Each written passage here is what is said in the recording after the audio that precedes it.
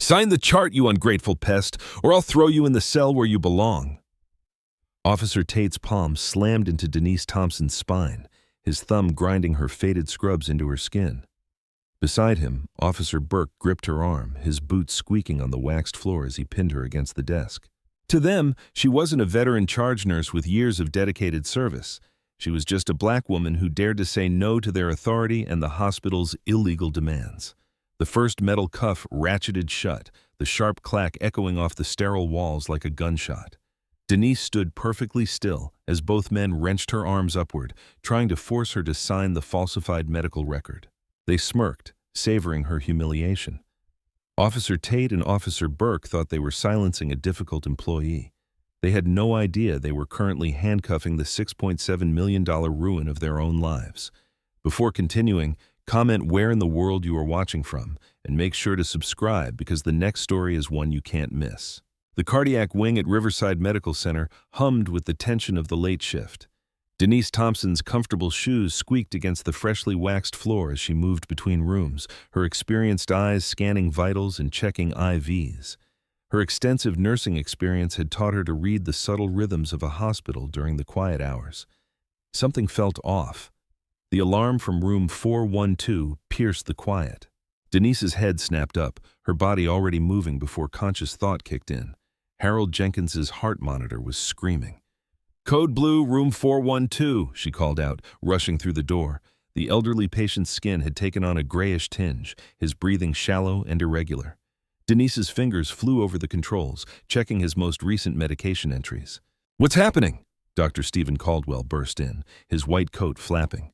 His usual polished demeanor cracked as he saw the numbers on the screen. Denise's trained eye caught the discrepancy immediately. "Doctor, there's a dosage conflict in the chart. The evening entry shows 50 milligrams, but your verbal order was for 15. She kept her voice steady, professional, even as alarm bells rang in her mind. "That's impossible," Caldwell snapped, but sweat beaded on his forehead. "I was clear about his pressures dropping." Denise cut in, already preparing the correction. She could feel Caldwell hovering behind her, his breath coming fast and uneven. "We need to stabilize him now." The door banged open again. Evelyn Jenkins hurried in, her face tight with worry. Behind her stood a young man in an expensive suit, his manicured hands clutching a phone. Denise recognized him as James Harrington III, son of the hospital's biggest donor and fiancé to Harold's daughter. "What's going on?" James demanded. "I was told everything was fine earlier."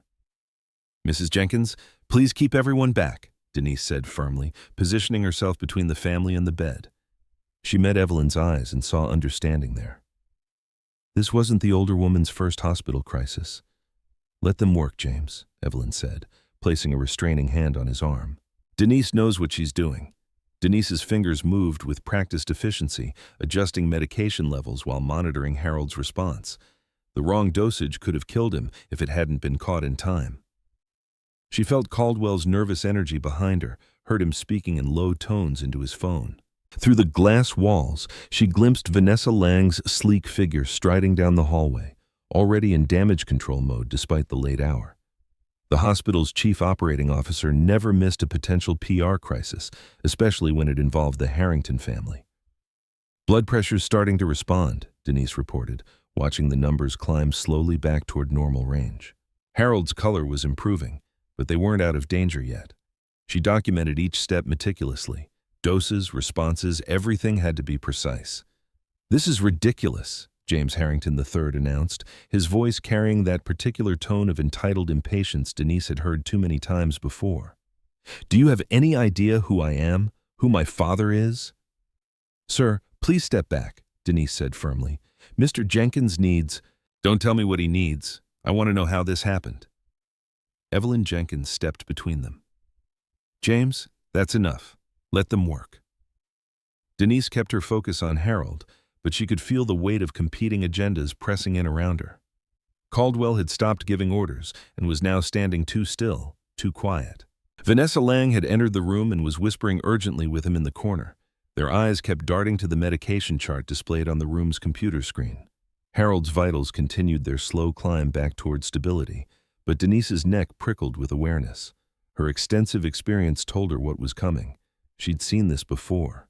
When mistakes happened to important patients, when powerful people needed problems to disappear. Ms. Thompson, Caldwell's voice was too controlled now, too careful. A word, please, in private. Denise finished recording Harold's latest readings, every number precise. Mrs. Jenkins, please call immediately if anything changes. She met Evelyn's eyes again, saw the older woman's slight nod. She followed Caldwell to the medication alcove, her steps measured and deliberate. The small room smelled of antiseptic and fear. Caldwell closed the door behind them with a soft click that seemed to echo in Denise's chest. He turned to face her, his earlier panic now masked by a thin veneer of authority. We need to fix the chart now. Denise stood perfectly still, her face neutral, but her mind was already documenting every detail of this moment. The fluorescent light buzzing overhead, the tremor in Caldwell's hands, the weight of the next decision pressing down like a physical force between them. In the medication alcove, harsh fluorescent light cast unflattering shadows across Dr. Caldwell's face. Listen carefully, he said, lowering his voice. We need to document that, mister. Jenkins became combative during treatment, right that he required sedation and restraints for everyone's safety. Denise's spine stiffened. That never happened. It doesn't matter what happened. Caldwell's words came faster now, tinged with desperation. What matters is protecting the hospital from liability. The Harringtons are major donors. If this turns into a scandal... Dr. Caldwell, Denise cut in, her voice firm but professional. Mr. Jenkins was never combative. He didn't need sedation or restraints. Documenting those would be falsifying a medical record. Don't be difficult about this. He ran a hand through his thinning hair. Sometimes we have to manage situations carefully. You understand that, right? I understand that falsifying records is illegal. The door opened and Vanessa Lang slipped in, her designer heels clicking on the tile floor. Her presence seemed to fill the small space with cold authority. Is there a problem here? Vanessa asked, though her tone suggested she already knew the answer. Ms. Lang, Caldwell said, I was just explaining to Nurse Thompson the importance of proper documentation for sensitive cases. Proper documentation, Denise's voice remained level. You're asking me to write lies in a patient's chart. Vanessa's perfectly made-up face showed no emotion. Denise, you've been with us for years. You know how these delicate situations need to be handled. The Harrington family has been incredibly generous to this hospital. This isn't about the Harringtons, Denise said. This is about patient safety and legal records. Through the alcove's window, she could see another nurse continuing Harold's treatment according to the corrective steps Denise had already put in place. At least his care wasn't being compromised by this power play. Denise, Vanessa stepped closer, her voice dropping to a confidential murmur. You're a valuable member of our team. We appreciate your dedication, but sometimes being a team player means seeing the bigger picture. The bigger picture is that Mr. Jenkins could have died from a medication error, Denise said, and now you want me to cover it up. Nobody's asking you to cover anything up, Caldwell interjected quickly. We're simply managing documentation to avoid unnecessary complications. A commotion erupted in the hallway. James Harrington, the third's voice, carried through the door. This is completely unacceptable. Do you have any idea what this could do to our reputation? Vanessa's expression hardened. Denise, think very carefully about your next move. Jobs can disappear overnight. References can vanish. Careers can end. Are you threatening me? I'm being realistic. The hospital needs this situation resolved quickly. You can help make that happen, or... She left the sentence hanging. Denise looked between them. Caldwell with his nervous energy. Vanessa with her corporate coldness. This wasn't just about one wrong medication entry. This was about power and who could be sacrificed to protect it. I will not falsify that chart, Denise said. Each word came out clear and distinct. Don't be foolish, Caldwell hissed. Think about your position here. I am thinking about my position. As a nurse, my duty is to my patients and the law. Vanessa's smile turned brittle. The law is often open to interpretation, Denise. So is employment status. So is professional reputation. Are you really prepared to throw everything away over one chart entry? Are you really prepared to force me to commit a crime? The shouting outside grew louder. James Harrington III was demanding to speak to hospital administration, his privileged anger echoing down the corridor. This is your last chance to be reasonable, Vanessa said softly. Think about your future. Think about your family. Denise straightened her scrubs, her movements deliberate. I have thought about them. I've thought about what I'd tell my son if I threw away my ethical nursing principles because someone powerful scared me into lying. Nobody's asking you to lie, Caldwell said quickly. Just to help us manage a sensitive situation by writing that I sedated and restrained a patient when I didn't. Denise shook her head. That's the definition of lying, and it's illegal. This isn't going to end well for you, Vanessa warned. No, Denise agreed. But it's going to end honest. She turned toward the door, her hand on the handle. Behind her, she heard Vanessa speaking quietly into her phone, but Denise didn't stop to listen. She stepped into the hallway where James Harrington III was red-faced and gesturing wildly at hospital staff. He spun toward her, recognition flashing in his eyes. "You!" he shouted. "You're the one who's causing all this trouble!" Before Denise could step back, his manicured hand shot out and grabbed her arm, his fingers digging into her flesh through her scrub sleeve. The hallway fell silent as patients, families, and staff turned to stare at the unfolding scene. Denise yanked her arm free from James Harrington III's grip, stepping backward. The fluorescent lights made everything stark and harsh, turning the hospital corridor into an impromptu stage. "Get your hands off me," Denise said firmly, rubbing her arm where his fingers had dug in. "Someone needs to control this nurse," Harrington shouted, his face flushed with entitlement and rage. "She's completely out of line." From down the hall, Evelyn Jenkins' voice cut through the tension. "Leave her alone. That nurse is trying to save my Harold's life." The older woman stood trembling in her cardigan, but her voice carried the strength of absolute moral certainty. "Security," Denise called out, scanning the faces of staff members frozen in place. "I need security in the cardiac wing now." Two security guards appeared at the end of the hallway but stopped short, looking uncertainly toward Vanessa Lang as she emerged from the medication alcove. "I want everyone to know," Denise announced clearly, making eye contact with the watching staff, "that I am being pressured to falsify medical records. Dr. Caldwell and Ms. Lang want me to document false information about Mr. Jenkins's care." "This is ridiculous," Harrington advanced again, pointing his finger in Denise's face. "You're incompetent. You're putting our family through hell, and you have the nerve to make accusations." The younger nurse at the station, Emily Parker, watched with wide eyes, her hands frozen over a keyboard. Other staff members looked away, finding sudden interest in charts and floor tiles. Vanessa stepped forward, her heels clicking purposefully. "Everyone, please remain calm. Denise, you're clearly upset and creating a disturbance. This behavior is completely inappropriate." "Inappropriate?" Denise's voice rose slightly. "What's inappropriate is ordering me to write that I sedated and restrained a patient when I did nothing of the sort."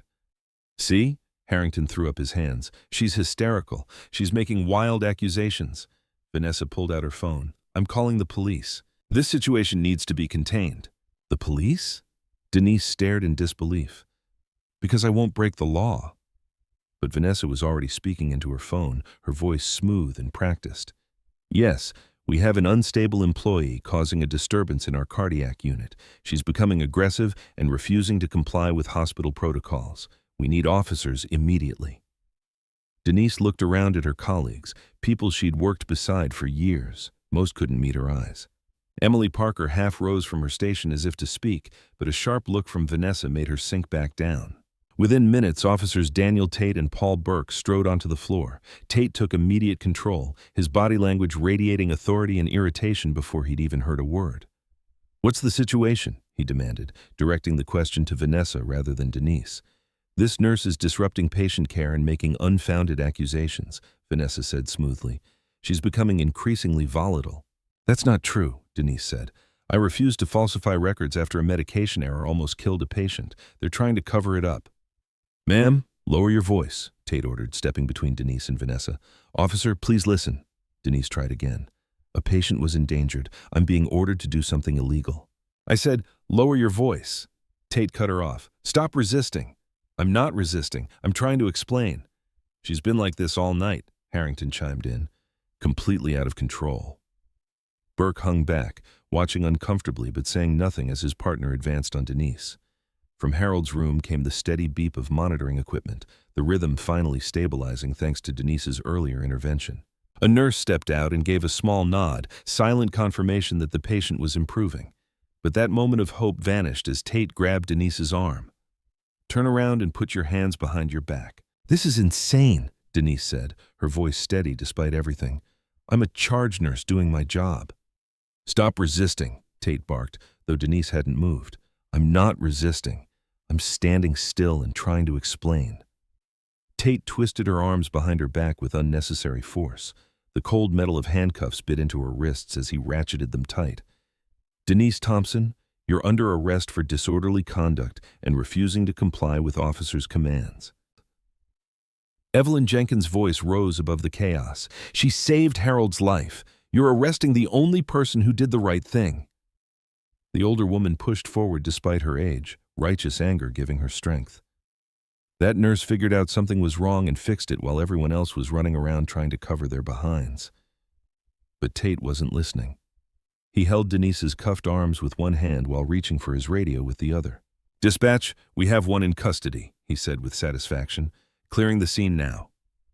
Denise stood straight, dignity intact, even in handcuffs, while her colleagues watched her arrest in the same hallway where she'd spent years saving lives. Through the harsh fluorescent lighting, Denise walked with her head high, though her heart hammered against her ribs. The handcuffs bit into her wrists as Officer Tate marched her down the corridor she'd paced thousands of times before. "Keep moving," Tate ordered, shoving her forward slightly, "and stop dragging your feet." "I'm walking normally," Denise replied, her voice steady. Despite the humiliation burning in her chest, she caught glimpses of familiar faces. Nurses she'd mentored, doctors she'd worked alongside, even patients she'd cared for, all watching her public shame. Some turned away quickly, others stared openly. A patient in a wheelchair pressed himself against the wall as they passed, eyes wide with confusion at seeing a nurse in scrubs being led away in handcuffs. "I said move faster," Tate snapped, though Denise hadn't slowed. Officer Burke trailed behind them, his footsteps echoing in the unnaturally quiet hallway. When Denise glanced back, he studied the floor tiles, refusing to meet her gaze. As they passed the nurse's station, Denise noticed Emily Parker deliberately tilting her head toward the ceiling corner. Following her subtle gesture, Denise spotted the dark dome of a security camera. Her heart lifted slightly. There would be footage of everything that had happened. "Eyes forward," Tate barked, jerking her arm. They reached the elevator bank where a group of visitors pressed themselves against the wall. An elderly man clutched his wife's hand, both of them staring at Denise's handcuffs with undisguised shock.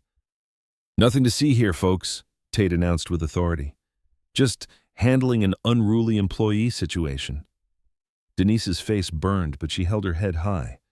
"I refuse to falsify medical records," she stated clearly, making sure the visitors heard her. "That's why I'm in handcuffs." "That's enough out of you," Tate growled, tightening his grip. The elevator ride felt endless. Denise stood between the two officers, breathing in the smell of industrial cleaner and feeling the weight of every second. Her scrubs, which had always been a source of pride, now felt like a mark of shame. Through the lobby, past the security desk where she'd checked in countless times, past the gift shop where she bought coffee on breaks, past the wall of employee recognition photos where her own smile had been displayed just hours ago. The automatic doors whooshed open and the night air hit her face. Denise shivered. They hadn't let her get her coat.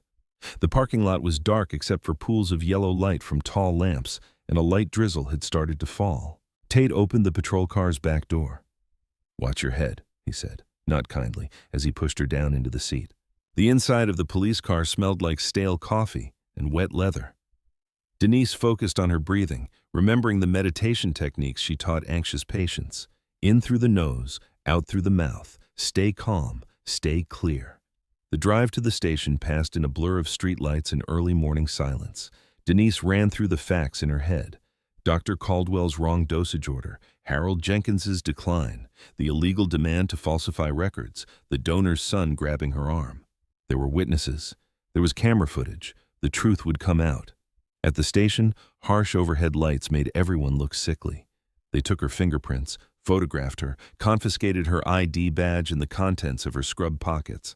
"Booking you for disorderly conduct and interfering with emergency operations," the processing officer said, sounding bored. "I'm a charge nurse with years of experience," Denise replied evenly. "I refused an illegal order to falsify medical records after a medication error. That's why I'm here." The desk sergeant, an older man with graying temples, looked up from his paperwork. "This started over charting?" "Yes, sir. They wanted me to write that we sedated and restrained a cardiac patient when we didn't. It would have covered up a serious medication error." The sergeant frowned slightly, glancing at Tate. "She was causing a disturbance," Tate said quickly. "The hospital administration called us in." "I see," the sergeant said, but something in his tone suggested he wasn't entirely convinced. They put Denise in a holding cell with harsh metal benches and graffiti-scratched walls. She sat straight-backed, refusing to slump despite her exhaustion. The facts would clear her. The security footage would show everything. Harold Jenkins was stabilizing when she left. Her intervention had worked. Once reasonable people reviewed what happened, this nightmare would end. Through the cell bars, she could see a wall clock ticking toward daybreak. Her son would be waking up soon, checking his phone, wondering why she hadn't texted after her shift. Her mother would be making coffee, unaware her daughter was sitting in a jail cell. Denise heard Tate's voice drift from around the corner, followed by the sound of him answering his phone. "Yeah, that's right," he was saying. "No, we've got her booked." "Yeah, we can add that." "Okay, good. The hospital administration is sending over the full statement now." Denise's back stiffened. What statement? What was the hospital planning to say about her? The fluorescent lights buzzed overhead as she waited, each minute stretching longer than the last, while somewhere in the pre-dawn darkness, people with power were crafting their version of the truth. The station doors opened with a metallic clang. Denise stepped into the gray light of daybreak, her scrubs wrinkled and her wrists aching from the handcuffs. A familiar blue Honda idled at the curb, Tyler behind the wheel, his face tight with worry.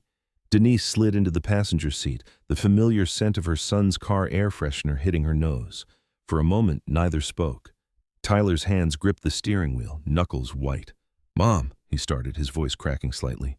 "I'm okay," Denise said, though she wasn't. "Just drive for a minute, please."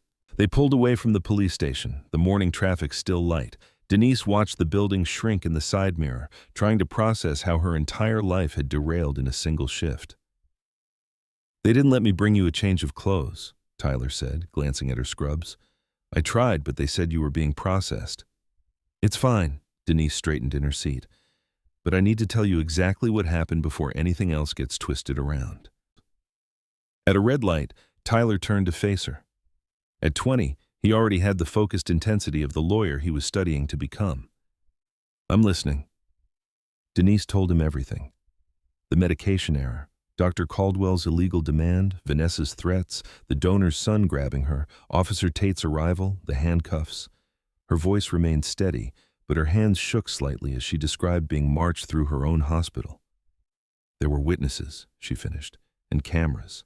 The truth will come out." "We need coffee," Tyler decided, pulling into a drive-thru, "and you need to eat something." While they waited in line, Tyler's phone buzzed. His jaw tightened as he read the screen. "What is it?" Denise asked. He hesitated, then held up the phone. A local news alert showed her employee ID photo with the headline, "Nurse arrested after hospital disruption." Denise's stomach clenched. The photo was cropped to make her look stern, almost angry. The caption mentioned interfering with emergency care, but nothing about refusing illegal orders. "They're already controlling the story," she said quietly. They parked in the lot to drink their coffee. Denise's hands were still trembling too much to risk driving. The sun was fully up now, turning the morning golden as if it were just another day. "Let's get you home," Tyler said. "You need a shower and real clothes before we figure out next steps." At home, Denise's mother had left 3 worried voicemails. Denise texted back quickly, "Yes, I'm safe. Home now. We'll explain everything soon," before heading to the shower. The hot water couldn't wash away the memory of handcuffs or the stares of her coworkers, but it helped clear her head. She dried her hair, put on fresh clothes, and walked out to find Tyler at the kitchen table with his laptop. His expression told her there was more bad news. "They suspended you," he said, turning the screen toward her. "Effective immediately." Denise read the hospital's statement, each word hitting like a physical blow. It described her as endangering patient care and acting aggressively towards staff. The statement mentioned their zero-tolerance policy for workplace disruption, but nothing about the illegal order she'd refused. "There's more," Tyler said grimly. "Check your email." Denise's phone showed 3 new messages. The first was an official notice about an incident report filed against her for refusing physician orders and creating an unsafe environment. The second was from the nursing board about a complaint review. The third made her sink into a chair. A coworker she trusted had texted, "Security says hallway camera footage from last night isn't available. Something about system maintenance. Be careful." "They're erasing evidence," Tyler said, his pre-law training kicking in. We need to document everything now before more disappears. Denise's phone buzzed again. This time it was Emily Parker, the younger nurse who had pointed out the camera. The message was brief, but devastating. I'm so sorry. They made me sign a statement. Said they'd fire me if I didn't. I was scared. Denise set the phone down carefully. They're not just erasing evidence. They're creating false witnesses. We need a lawyer, Tyler said. Not just any lawyer, someone who fights these kinds of battles. Deaconess Miller at church, Denise said. Her daughter's friend is a civil rights attorney. Let me call her. Within an hour, Lydia Hayes arrived at Denise's kitchen table. She was in her late 50s, elegantly dressed despite the early hour, with the steady gaze of someone who had seen institutions destroy lives before. Denise and Tyler laid out everything. The illegal order, the arrest, the disappearing footage, the false statement, the news story, all of it. Lydia took notes in precise handwriting, asking occasional sharp questions about exact words used and who was present when. Finally, she set down her pen and looked directly at Denise. Mrs. Thompson, she said, what happened to you wasn't a misunderstanding or an overreaction. This is the opening move in a much bigger war. Lydia Hayes spread the documents across Denise's kitchen table like a general mapping out a battlefield. The morning sun cast harsh light on the arrest report, suspension notice, and printed screenshots of the hospital statement. They're following a playbook, Lydia said, tapping each paper in turn. First, they isolate someone who won't stay quiet about wrongdoing. Then, they build a paper trail of false complaints. Finally, they count on everyone else being too scared to speak up. Denise touched her still tender wrists where the handcuffs had been. They picked the wrong person to intimidate. Yes, they did, Lydia agreed. But we have to be strategic. No direct contact with hospital staff right now. That'll just give them ammunition. No social media posts, no matter how angry you are, and absolutely no statements to the press without running them by me first. Tyler had his laptop open already, creating folders. What should we focus on first? Timeline, Lydia said firmly. Denise, I need you to write down everything that happened while it's fresh. Start from when Harold Jenkins first showed signs of decline. Include every conversation, every person present, every detail you can remember. Denise nodded and began writing.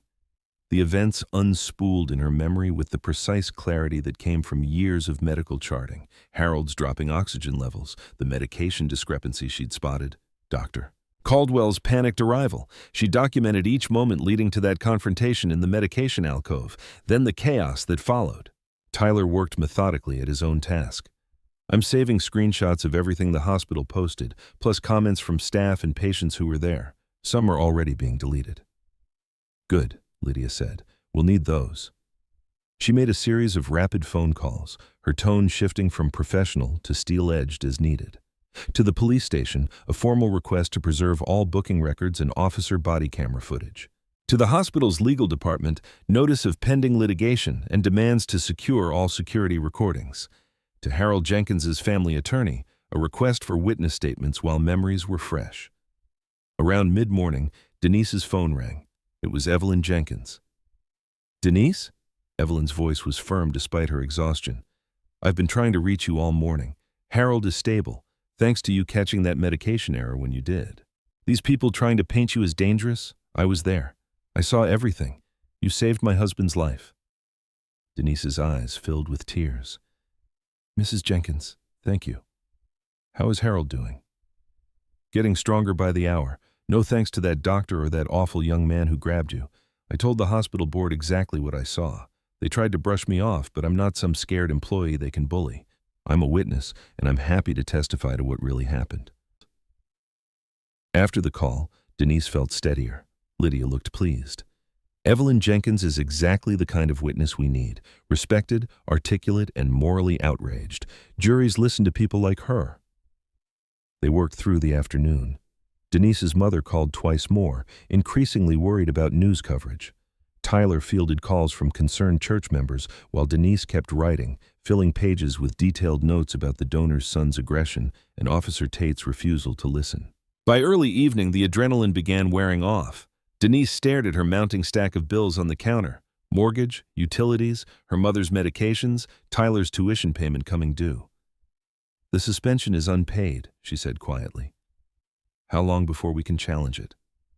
We'll file for emergency injunctive relief, Lydia replied. But you should know these fights can take months. Do you have savings, family who can help? Denise thought of her widow's pension stretched thin already. Some. Not enough for a long battle.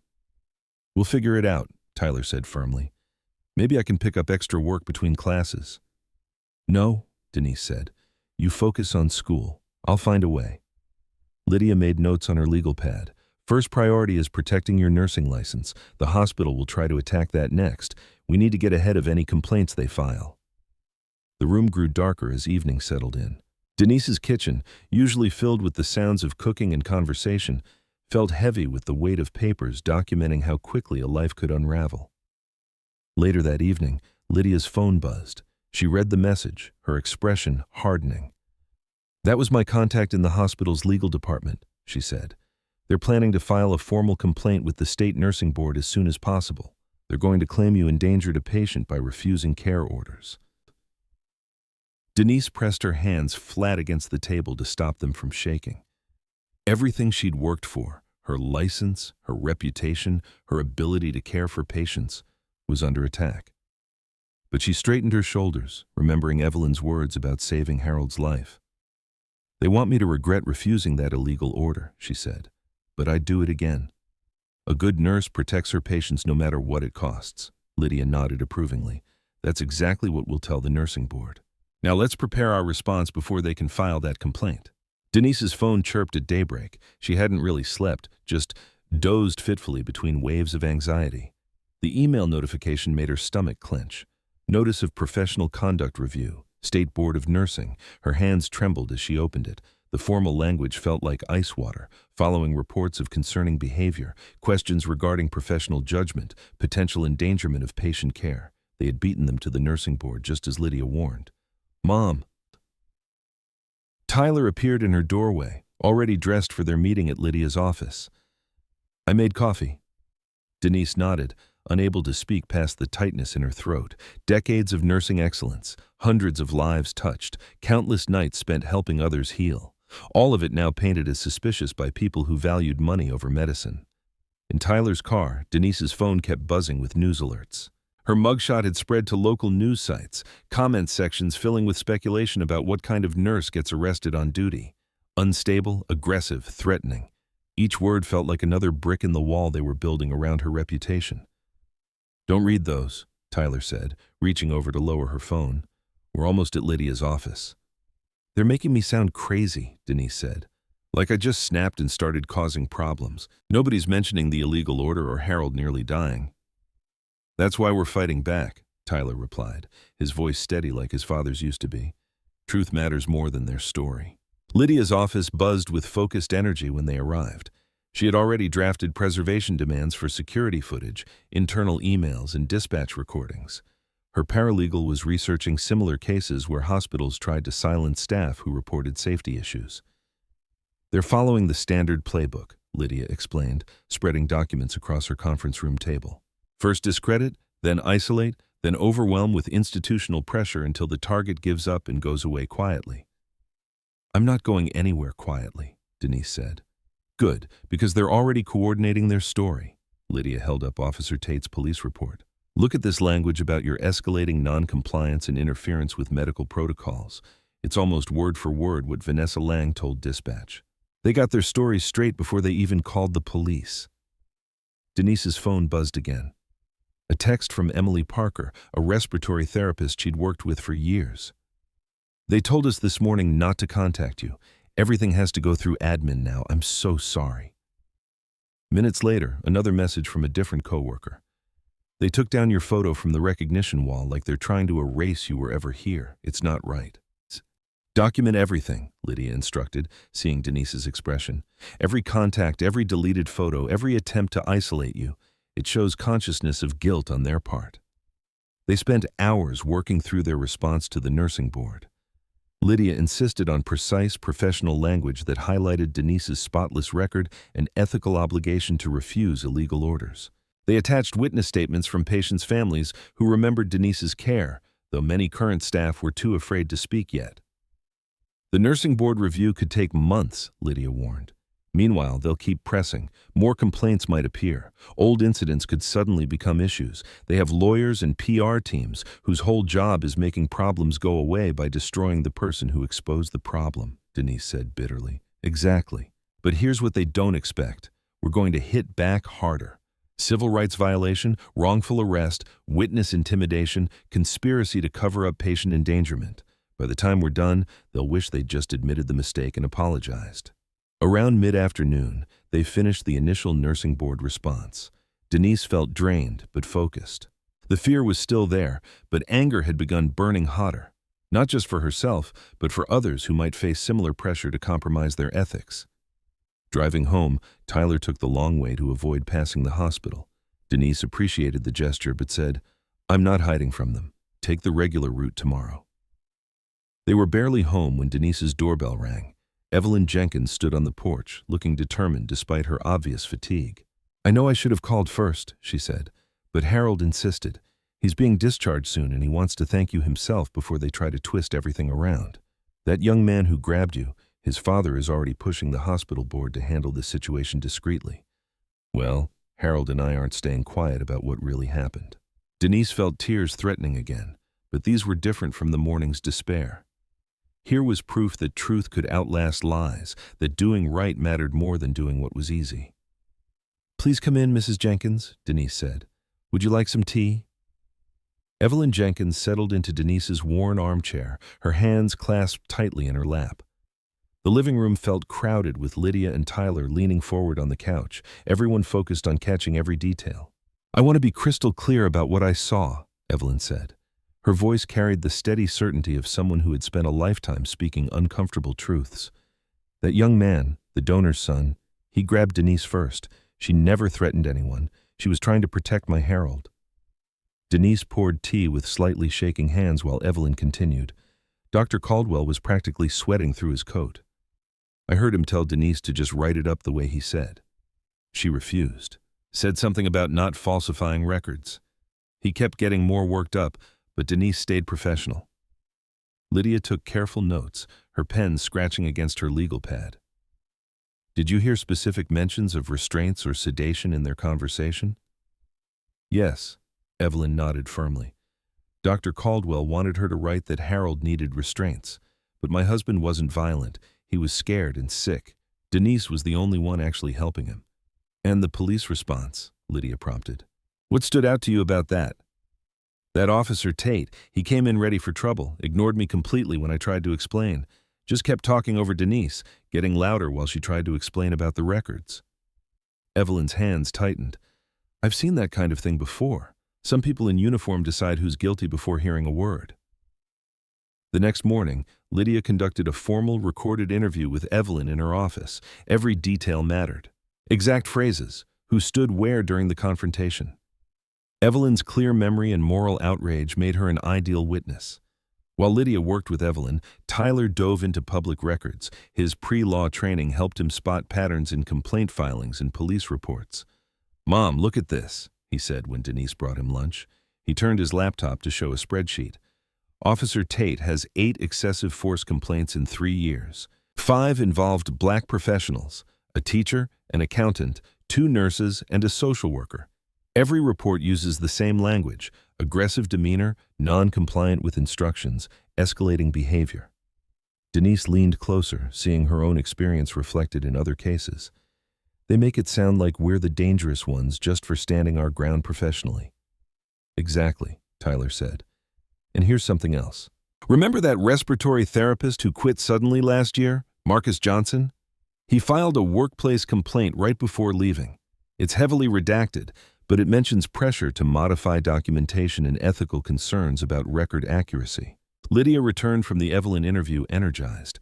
"We're building a pattern," she said, spreading files across her desk. "This isn't just about one night or one cover-up.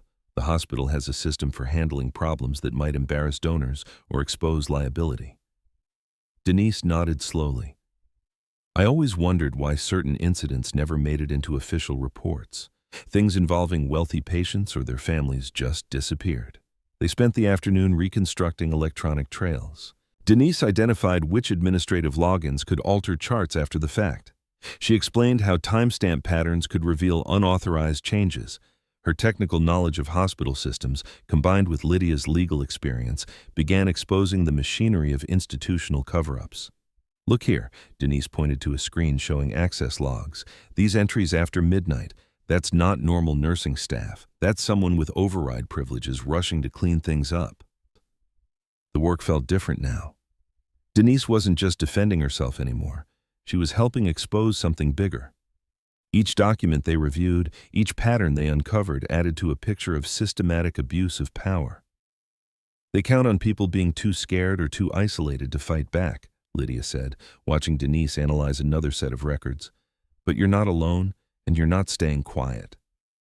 "No," Denise agreed. "Not when staying quiet means it keeps happening to others."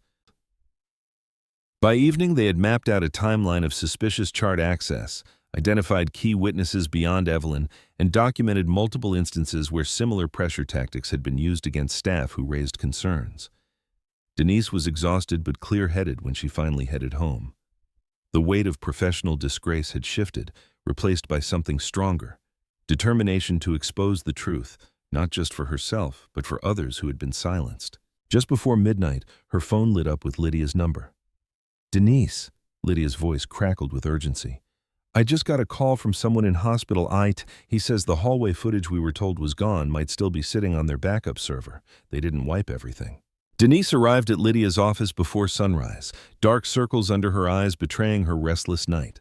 Tyler carried 2 cups of strong coffee, handing one to his mother as they settled into the chairs facing Lydia's desk. "The IT contractor is taking a huge risk even telling us about this," Lydia said, already typing rapidly on her computer. "We need to move fast before someone realizes the backup exists and accidentally wipes it."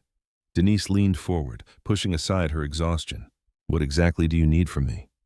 "Every detail about timing, which cameras would have caught what." Lydia pulled out a hospital floor plan. "We need to be surgical in our preservation demands. Too broad and they'll claim we're fishing. Too narrow and we might miss crucial angles." Tyler took out his laptop, ready to document everything. Denise closed her eyes, reconstructing that night's geography. "The main incident started in the medication room off the cardiac wing," she said, pointing. "Camera 4B covers that doorway. You'll see Dr. Caldwell pull me aside. Then the donor's son started causing problems near Harold's room. That's camera 3A's range." "Time window for the grab?" Lydia asked, marking locations. "Between 12:10 and 12:15. Camera 3A and the secondary hall camera would show him grabbing my arm. The arrest happened under camera 2B near the nurse's station." Lydia nodded, drafting emergency motions while Denise spoke. "We're demanding they preserve everything from 11 p.m. to 1 a.m. All cameras in the cardiac wing. I'm citing federal evidence rules and putting them on notice for spoliation if anything disappears." At 9 a.m. sharp, Lydia fired off the preservation demands to the hospital's legal department, IT division, and risk management. She copied state regulators and the police department's internal affairs division, raising the stakes for anyone thinking of losing more evidence. Denise's phone buzzed, a text from a nurse who'd quit months ago. "Check your email, sending something you need to see." The forwarded emails made Denise's hands shake.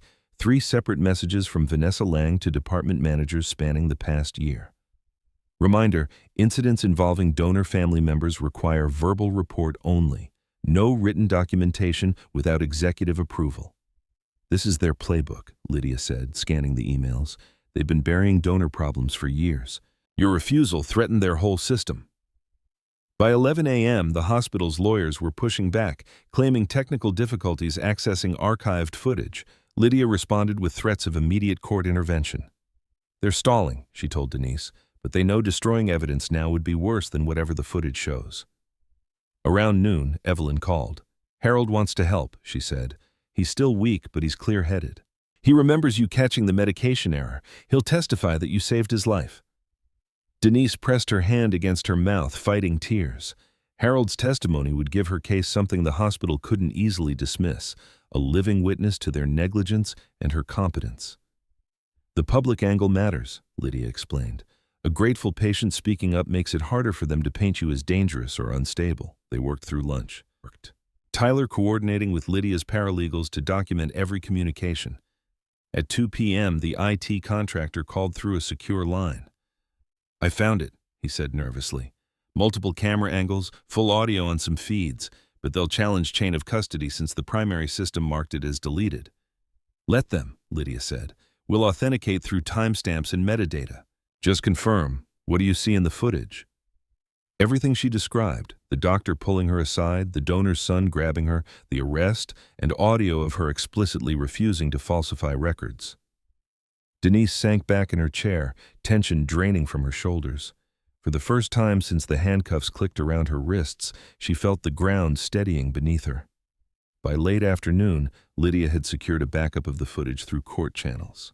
The hospital's lawyers suddenly seemed more interested in exploring resolution options. Don't celebrate yet, Lydia warned, but this changes the game. They can't just call you a liar anymore. Driving home at sunset, Denise allowed herself to imagine walking back into a hospital with her head high, her name cleared. Not just surviving, but proving she'd been right all along. Her phone lit up with a text from Lydia just as she pulled into her driveway. The message was simple but made her hands tremble.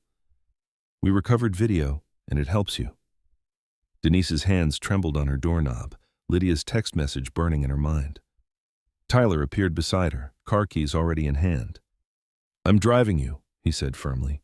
You're too shaken up. It's late, honey. You don't have to, Mom. His voice carried the same quiet determination she'd taught him.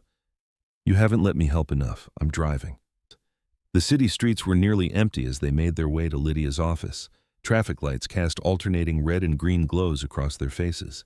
Denise kept checking her phone, reading and rereading that single line. We recovered video and it helps you. Lydia was waiting at her office door, still in her work clothes despite the late hour. She ushered them into the conference room where a laptop was already set up. I wanted you to see this immediately, Lydia said, closing the door. The timestamp matched exactly when everything happened. The video footage began playing. The quality wasn't perfect. Hospital security cameras never were, but it was clear enough. Denise watched herself at the nurse's station, checking Harold's chart. Dr. Caldwell appeared, agitated, pulling her toward the medication room. Though that conversation was out of audio range, their body language told the story. Then came the corridor scene. The donor's son stormed into frame, gesturing wildly. Denise flinched, watching him grab her arm on screen. The audio crackled to life, catching her voice clearly. I will not falsify a patient chart. This is illegal. Tears welled in Denise's eyes. There it was. Proof she'd said exactly what she claimed. Officer Tate entered the frame, already reaching for his handcuffs, his aggressive stance obvious.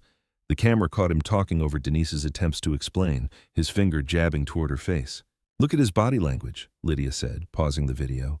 He came in ready to arrest somebody. This matches perfectly with what Evelyn described. Denise pressed her hands against her mouth, shoulders shaking. Tyler wrapped an arm around her. It's okay, Mom, he whispered. They can't call you a liar anymore. The next morning brought a surge of momentum. A local reporter called Lydia's office asking about discrepancies between the hospital's statement and witness accounts. The reporter seemed particularly interested in the timing of Denise's suspension versus when the hospital actually reviewed evidence. By midday, members of Denise's church had organized a prayer circle and support campaign. Her phone filled with messages from people she'd cared for over the years. Former patients vouching for her character. The community remembers who you are, Tyler said as they read through the messages. They know this isn't you. Around mid-afternoon, Lydia called with news. The hospital wanted to discuss settlement terms. Their lawyer proposed a confidential agreement, money in exchange for Denise's silence and resignation. They're offering enough to cover your lost wages and legal fees, Lydia explained, but they want a full gag order. No admitting wrongdoing, no public accountability. Denise sat with that for a moment, thinking of her bills, her mother's worried face, her son's education costs. The money would solve immediate problems, but the thought of Vanessa walking free, of Dr. Caldwell continuing to pressure other nurses, of Officer Tate keeping his badge, it made her stomach turn. No, Denise said firmly. I won't let them buy my silence. This isn't just about me anymore. I had a feeling you'd say that, Lydia replied. And Denise could hear the smile in her voice. I'll tell them we're proceeding with the full case. That evening, Denise attended church for the first time since the arrest. Instead of pitying looks or awkward avoidance, she found herself surrounded by supportive faces. Elder Johnson hugged her tight and said, We're proud of you for standing your ground. Walking into her house that night, Denise felt lighter than she had in days.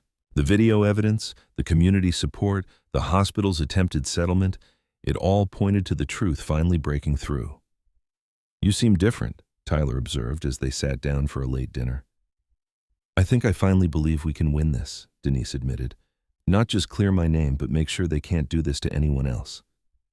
She allowed herself to imagine returning to nursing, perhaps even teaching ethics to new healthcare workers. The weight of shame and doubt had lifted, replaced by cautious hope. Later, lying in bed, Denise thought about all the small kindnesses that had carried her this far. Evelyn's fierce advocacy, her son's steady presence, her church family's prayers, even the IT contractor's courage in finding the footage. For the first time since the handcuffs closed around her wrists, Denise fell asleep easily, believing justice was within reach. Her phone rang before breakfast the next morning. Lydia's name flashed on the screen. Denise, Lydia said, her voice tight. The defense just filed surprise evidence and moved to limit the video's use in court. I need you to come in right away. Denise gripped her coffee cup tightly as she and Lydia climbed the courthouse steps. The morning sun cast long shadows across the granite, and a few early reporters already lurked near the entrance with cameras ready. They'll try to rattle us, Lydia warned, holding the heavy door. But the video speaks for itself. Stay focused. Inside the hearing room, Denise's stomach clenched at the sight of the younger nurse, Emily Parker, sitting with the defense team. During the arrest, Emily had looked horrified. Now she avoided Denise's eyes completely. The hospital's lawyers arrived with thick binders and confident smirks. Lead counsel Richard Davidson immediately approached the bench with an urgent motion. Your Honor, we have serious concerns about the authenticity and admissibility of the supposed security footage, Davidson announced. The backup copy lacks proper verification. We can't establish an unbroken chain of custody. Lydia rose quickly. The footage clearly shows the events exactly as our client described. The timestamp matches, which could easily be altered, Davidson cut in. Furthermore, the hospital's primary security system shows no record of this copy existing. We move to exclude any portions lacking independent authentication. The judge frowned, reviewing documents. Ms. Hayes, can you definitively prove this copy's origin? The IT contractor who recovered it is no longer employed by the hospital and admits accessing systems after hours, Davidson added. This could be edited or composite footage. Denise watched in growing horror as the judge nodded along with Davidson's arguments. Within minutes, he ruled to restrict key portions of the video, including the crucial audio of Denise refusing to falsify records. But worse was coming. Emily Parker took the stand, her hands twisting in her lap. Davidson led her through carefully prepared testimony. Ms. Parker, what did you observe that night regarding Ms. Thompson's behavior? Emily swallowed hard. She was agitated. After Dr. Caldwell spoke to her, she suggested we could adjust the chart to avoid problems. Denise felt like she'd been punched. The lie was so complete, so opposite to reality that for a moment she couldn't breathe. Lydia's hand squeezed her arm in warning to stay quiet. And did Ms. Thompson indicate why she wanted to alter the records? Davidson pressed. She said, Emily's voice quavered, sometimes we had to protect ourselves, even if it meant backdating entries. Denise stared at Emily's downturned face, recognizing the fear behind the lies but feeling gutted by the betrayal. This was someone she'd mentored, someone she'd trusted. Lydia's cross-examination exposed inconsistencies, but the damage was done. Emily's testimony had transformed Denise from whistleblower to instigator. Then came the final blow. Davidson produced a manila folder with flourish. Your Honor, we've located a prior disciplinary memo regarding Ms. Thompson's conduct from several months ago. He handed copies to the judge and Lydia. It documents concerns about her confrontational attitude toward hospital policies. Denise's mouth went dry. She had never received any disciplinary memo. But as the document circulated, she watched faces change. The slight shift from neutral to suspicious, the seed of doubt taking root. Lydia attacked the memo's late discovery and questionable provenance, but the poison was already spreading. By lunch break, reporters who'd been sympathetic that morning now used words like conflicting accounts and disputed claims. The afternoon brought worse news via email. The state nursing board had suspended Denise's license pending a full investigation of the hospital's complaints. The notification cited serious concerns about professional judgment and documentation practices. Denise sat in Lydia's office reading the suspension letter over and over.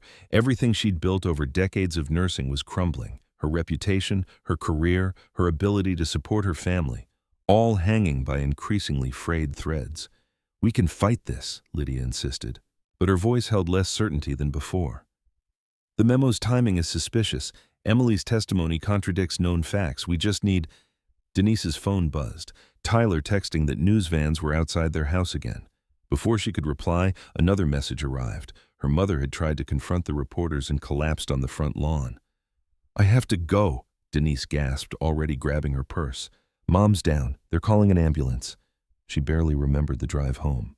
The street was clogged with emergency vehicles, lights flashing. Neighbors stood in clusters, watching as paramedics lifted her mother onto a stretcher. Tyler ran to meet her. "She was upset about the cameras," he explained, voice shaking. "She wanted to tell them they were wrong about you. Then she just fell." Denise climbed into the ambulance beside her mother's unconscious form. The siren wailed as they pulled away, but all she could hear was her own voice repeating, "I did this. My fight did this." She held her mother's limp hand, feeling the faint pulse beneath paper-thin skin. The monitor beeped steadily, but Denise's world was collapsing in silence. She had believed truth would protect them all. Instead, the system was crushing everyone she loved. Denise slumped in the vinyl hospital chair, her scrubs from the day before still wrinkled from the long night. The waiting area's fluorescent lights cast harsh shadows across her exhausted face. Next to her, Tyler clutched a half-empty coffee cup, his law textbooks forgotten in his backpack. "Mom's going to be okay," he said quietly. "The doctor said it wasn't a stroke." Denise pressed her fingers against her eyes. "But she's here because of me. Because I couldn't just stay quiet and keep my head down."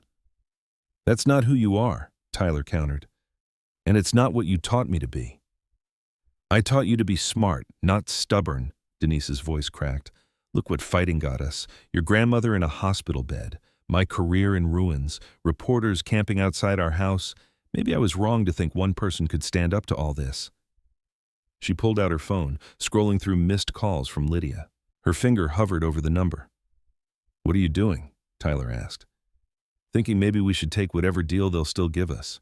Move somewhere else. Start over." Denise's shoulders sagged. "Before anyone else gets hurt." Tyler straightened. "Mom, no, you can't." But Denise was already dialing. Lydia answered on the first ring. "I want to discuss settlement options," Denise said before Lydia could speak. "Whatever they'll offer now, I can't keep watching my family suffer." "Listen to me very carefully." Lydia's voice was steel through the speaker. "They hit this hard because they're terrified. People who aren't afraid don't fabricate evidence and pressure witnesses." "They're winning," Denise whispered. "They're desperate, and I don't let my clients surrender when they're right." Denise closed her eyes. "My mother's in the hospital, which is exactly why you can't let them win."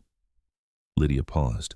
"Stay where you are. I'm sending someone to talk sense into you." Before Denise could argue, Lydia hung up. She stared at the silent phone, feeling hollow. The waiting room television droned quietly in the background, local news showing footage of the courthouse. Denise watched her own image hurrying past cameras looking hunted. The caption read, "Hospital dispute continues." "Dispute?" she muttered. "Like it's just a difference of opinion whether they tried to make me break the law." Around midnight, footsteps echoed in the quiet hallway. Evelyn Jenkins appeared carrying a cardboard tray with 3 large coffee cups. "Don't you dare give up," she announced without preamble, handing out the coffee. "Harold's alive because you refused to back down that night. I won't let you back down now." Denise accepted the cup mechanically. "Mrs. Jenkins, I appreciate—" "Don't Mrs. Jenkins me. I'm Evelyn, and I'm here because I watched you do the right thing once already."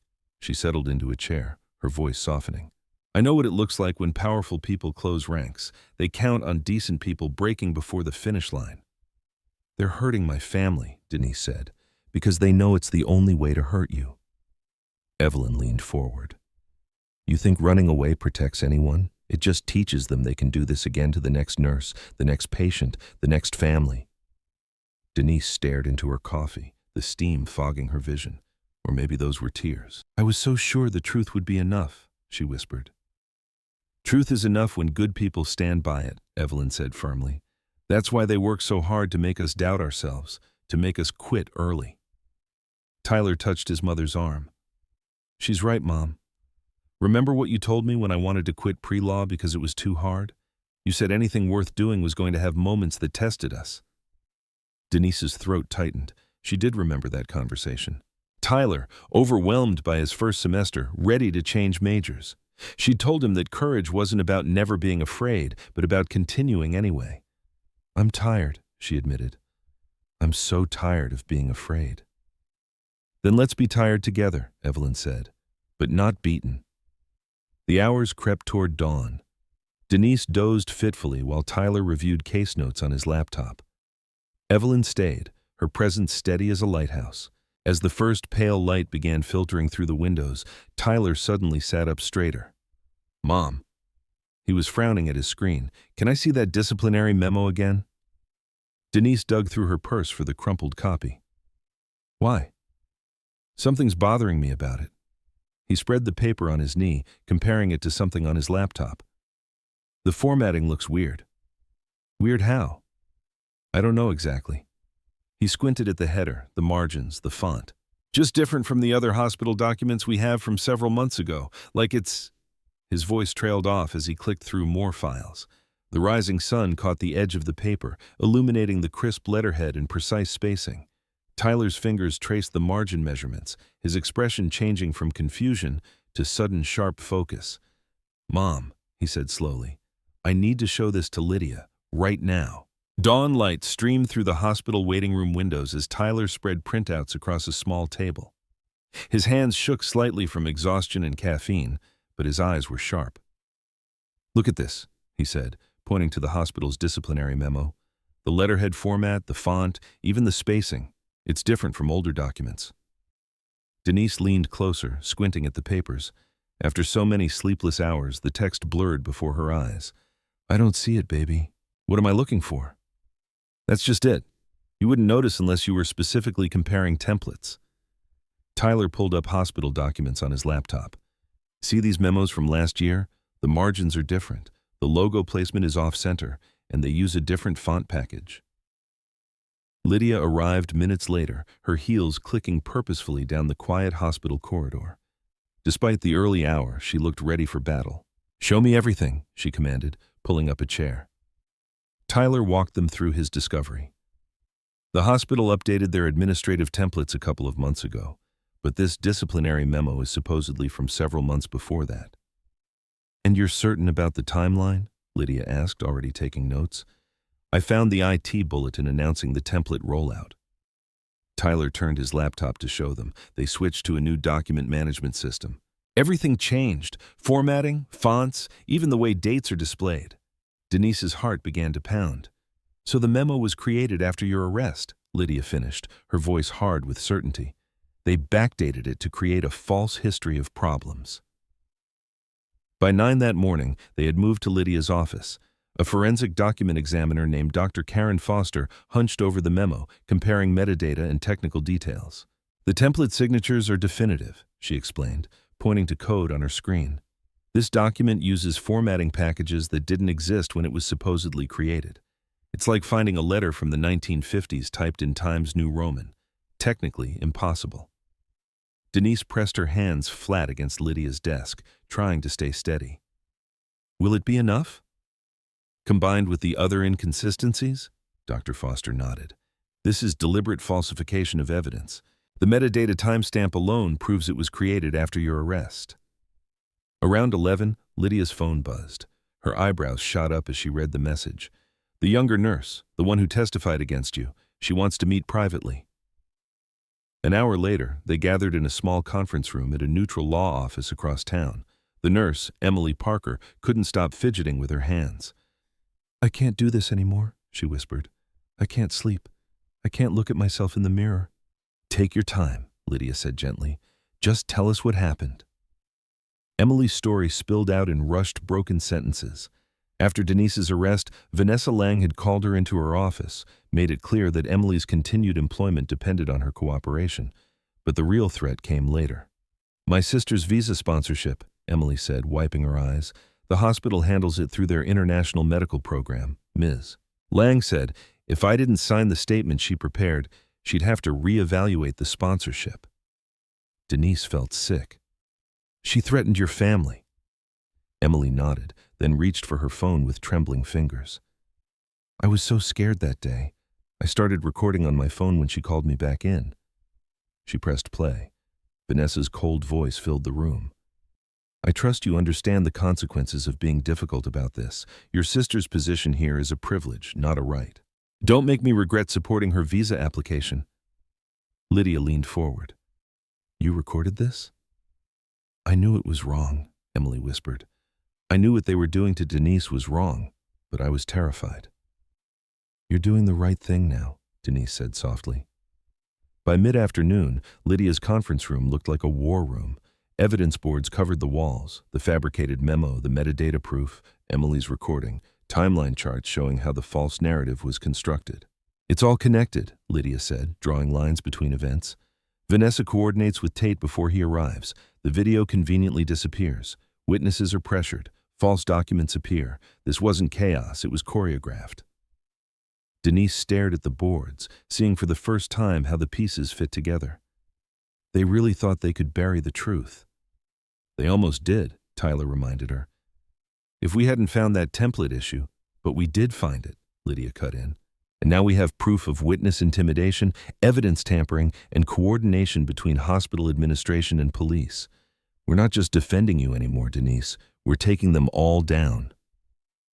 The afternoon stretched into evening as they built their offensive strategy. Denise watched Lydia work, her exhaustion giving way to something that felt like hope, or maybe justice. As darkness fell outside, Lydia finally sat back. Go home, she told Denise firmly. Get some real sleep. Take care of your mother. Tomorrow we stop playing defense. What exactly are we going to do? Denise asked. Lydia's smile was sharp as a scalpel.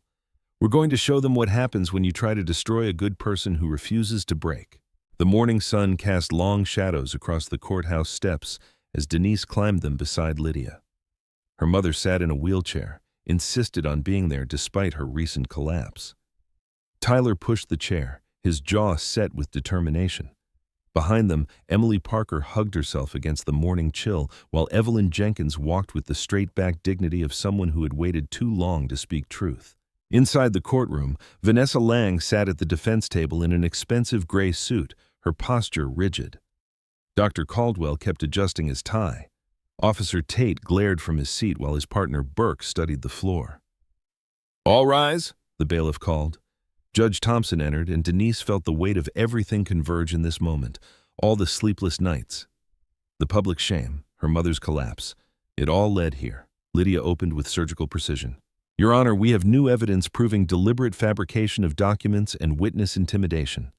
The defense objected immediately, but Lydia was ready. She called their digital forensics expert, who methodically explained how the disciplinary memo's metadata revealed its true creation date. This document uses formatting templates that didn't exist when it was allegedly written, the expert testified, displaying side-by-side comparisons. It's technically impossible for this memo to be authentic.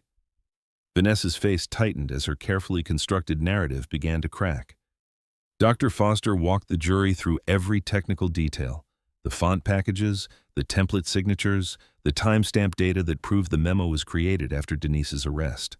Then Emily Parker took the stand, her hands shaking as she gripped the microphone. Ms. Lang told me I had to sign their statement or my sister would lose her visa sponsorship, she said, her voice growing stronger. I was scared, but I recorded what she said to me. The courtroom fell silent as Vanessa's cold threats filled the air. Several jurors leaned forward, their expressions hardening as they heard the naked intimidation in her voice. Next came the dispatch recordings. Lydia played Vanessa's 911 call. We have a hostile employee refusing to obey orders and creating a disturbance. This call was placed before officers Tate and Burke arrived. Lydia pointed out that before they could assess the situation themselves, Ms. Lang had already decided how this would end. Officer Tate shifted in his seat as Lydia called him to testify. She walked him through his body cam footage, timestamp by timestamp. You arrived already referring to Ms. Thompson as the problem nurse, didn't you? Lydia pressed. I responded to the information provided, Tate said stiffly. Did you investigate her claim about being ordered to falsify records? She was being disruptive. Yes or no, Officer Tate, did you investigate her claim? She wasn't cooperating because she refused to stop explaining why she wouldn't falsify a medical chart. Lydia's voice sharpened. Is that what you call not cooperating? Tate's face reddened. She needed to comply. Comply with what? An illegal order that could have endangered a patient's life? Listen here. Tate half rose from his chair. Officer, control yourself, Judge Thompson warned. But Tate was already unraveling. These people always think they know better than authority. These people? Lydia's eyebrows rose. Could you clarify who you mean by these people, Officer Tate? The defense objected desperately, but Tate's mask had slipped. Several jurors were writing furiously in their notebooks. Dr. Caldwell fared no better under questioning. Lydia cornered him with medical records showing the original medication error than his subsequent attempt to cover it up. So rather than document your mistake, Lydia said, you ordered Ms. Thompson to falsify records claiming the patient was combative and needed sedation. Is that correct? Caldwell squirmed. I was trying to protect the hospital from liability by ordering a nurse to commit fraud by endangering a patient's life. I never meant, yes or no, Dr. Caldwell. Did you order Ms. Thompson to falsify medical records? The silence stretched. Finally, he whispered, yes. When Denise took the stand, she felt strangely calm. The truth was simple after all. I refused because it was wrong, she testified. Mr. Jenkins was already in distress from a medication error. Falsifying his chart to claim he needed sedation could have killed him. I took an oath to protect my patients. No threat to my career could make me break that oath. Her voice never rose, never shook. She described the night with clear precision, the wrong dosage, the cover-up attempt, the arrest that followed. Several jurors nodded as she spoke. Evelyn Jenkins was the final witness. She gripped her cane as she took the stand, her voice carrying to every corner of the room. I watched that young man grab Ms. Thompson's arm while she was trying to save my Harold, she said firmly. I watched them arrest her for doing the right thing, and I'm here to tell you that if she hadn't caught that medication mistake, if she hadn't refused to falsify those records, my husband might not be alive today. By late afternoon, both sides had rested. The jury filed out for deliberations while Denise sat with her family waiting. Her mother held her hand. Tyler kept his arm around her shoulders. Lydia reviewed her notes one last time. When the bailiff announced the jury was returning, Denise's heart thundered. They all rose as the jurors filed in, their faces unreadable. Has the jury reached a verdict? Judge Thompson asked. The foreperson stood holding a single sheet of paper. Denise gripped Tyler's hand so tight her knuckles went white. The foreperson's voice filled the hushed courtroom. In the matter of Thompson versus Riverside Medical Center, we find in favor of the plaintiff. We award damages in the total amount of $6.7 million. Denise's knees weakened. Tyler caught her elbow as tears spilled down her cheeks. Her mother pressed both hands to her heart, whispering prayers of thanks. Behind them, scattered gasps and murmurs rippled through the gallery. Judge Thompson read through the breakdown. $2 million for emotional distress and reputational damage, $1.5 million for lost wages and future earnings, and $3.2 million in punitive damages against the defendants. Vanessa Lang's face had gone ash gray. Dr. Caldwell stared straight ahead, his jaw working silently. At the police department's table, Officer Tate's rage showed in his clenched fists and reddening neck. Furthermore, Judge Thompson continued, this court recommends immediate dismissal of all criminal charges against Ms. Thompson with prejudice. He turned to face Denise directly. Ms. Thompson, you are fully cleared of any wrongdoing. Lydia squeezed Denise's hand as Judge Thompson went on. I am also ordering all evidence of witness tampering and document falsification be forwarded to the district attorney's office for review and possible criminal charges. Within hours, the dominoes began to fall. The nursing board emergency session cleared Denise's license, striking every mark from her record.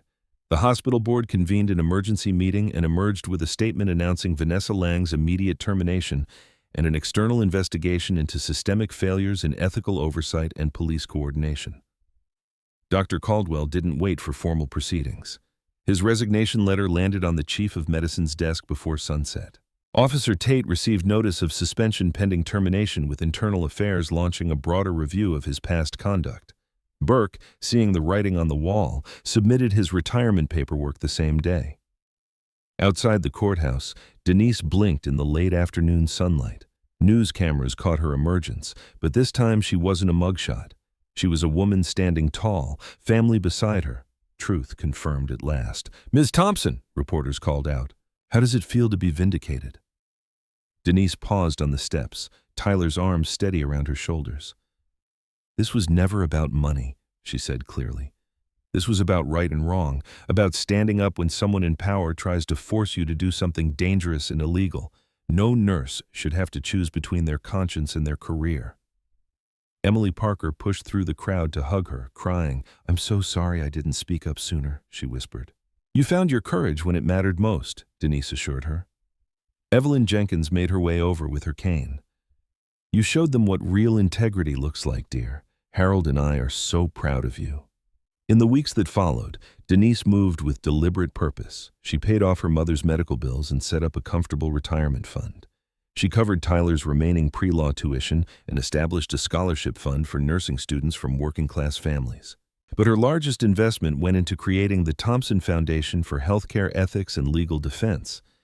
This foundation, she explained to Lydia, who agreed to serve on the board, will support any healthcare worker who refuses an illegal or unethical order and faces retaliation. No one should stand alone like I did. The foundation's first action was helping a respiratory therapist who had quit rather than falsify ventilator readings.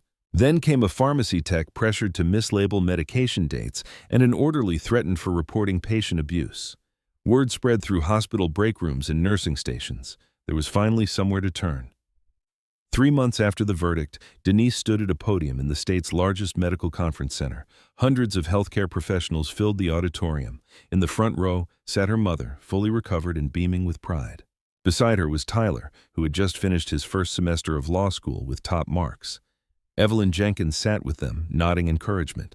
The huge screen behind Denise displayed a simple message that made her throat tight every time she saw it. Refusing an illegal order saved a life. She looked out at all the faces, nurses, doctors, techs, administrators. Some had traveled hundreds of miles to hear her speak. Others were streaming the talk in break rooms across the state. In the third row, she spotted Emily Parker, who had recently been promoted to charge nurse herself. Her notes lay untouched on the podium. She didn't need them. She knew exactly what these healthcare workers needed to hear. That doing the right thing might cost you everything, but the truth would eventually surface. That standing alone was terrifying. But you weren't truly alone if you stood by your principles. That sometimes saving a life meant risking your own future to protect a patient's present. The room fell silent as Denise stepped up to the microphone. The lights felt warm on her face, so different from the harsh fluorescence of that hospital hallway where they'd handcuffed her. She drew a deep breath, ready to transform her hardest moment into hope for others. If you enjoyed the story, leave a like to support my channel and subscribe so that you do not miss out on the next one. On the screen, I have picked 2 special stories just for you. Have a wonderful day. In the end, Denise Thompson didn't just win a courtroom battle. She reminded every one of us what real courage looks like. When powerful people demanded she betray her oath, her patience, and her own integrity, she stood firm even as handcuffs snapped around her wrists and her entire world seemed to crumble. She lost her job, her reputation, her peace of mind, and nearly her family's safety, yet she refused to trade her soul for convenience. That single, quiet decision to say no to a lie nearly destroyed her, but it also saved a man's life and eventually exposed a corrupt system. Her story proves that doing the right thing doesn't always feel heroic in the moment. Sometimes it feels terrifying, lonely, and expensive, but truth has a way of fighting back when good people refuse to stay silent. Denise's journey teaches us that integrity isn't cheap, but the cost of losing it is far greater.